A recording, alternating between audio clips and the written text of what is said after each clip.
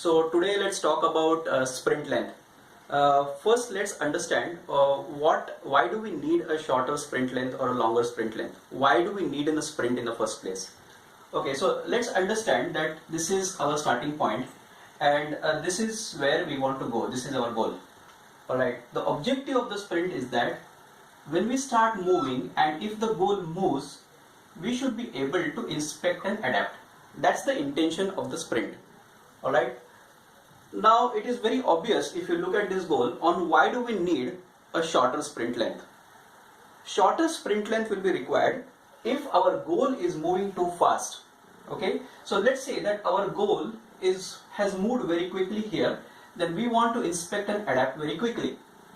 If the goal moves still faster, we want to still move faster, and therefore we will need a shorter sprint length. Let's say our goal is not moving so fast. Okay, so let's see, this is where we start moving, and at this point in time we find out that our goal moves. Then it is okay for us to have a longer sprint length. So when we want to do our sprint length, when we want to decide our sprint length, one of the major factors that you will consider is how fast do we need a feedback. Alright. Typically a sprint is 1 month or less. So the length should not be more than 1 month. It should be 1 month or less. Now should you go for a 1 week sprint, 2 week sprint, or is 1 month okay? Let's look at some of the factors. First, let's say shorter sprint length. So what are the disadvantages? Advantages we all know. Advantages is that we will be able to inspect and adapt very quickly and you will be able to move towards your goal. That's your advantage. What is a disadvantage? Disadvantage could be that there could be too much of overhead. When you do sprinting, there are overheads of meetings, there is overheads of product breakdown that you want to do, you want to get granular products. So obviously your overheads are going to be high.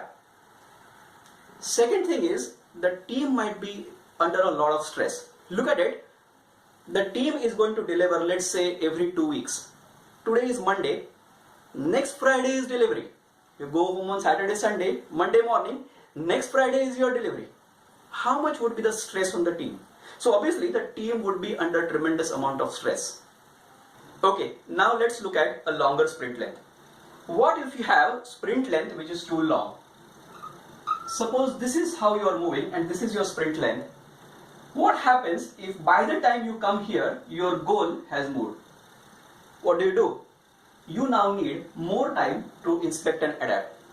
If you had a shorter sprint length, if you would have come here and by the time you come here, you would have realized that your goal has moved, you would have time to inspect and adapt, and that's why your effort to get back on track would have been much lesser. Therefore, when you have long sprint length, the complexity might rise and the changes that might need to be done would be much higher. Alright. How would you start off with a sprint length? Standard Agile advice, start with inspect and adapt. So start with a sprint length, and if you find that if your sprint length is too short or too long, depending on the factors that I discussed, change it. But I advise that don't change sprint length very frequently. Take about 2 or 3 sprints to decide your initial sprint length, and then maybe about 5 or 6 sprints down the line, make a call on whether you want to go and again change your sprint length. Never do it again and again and again.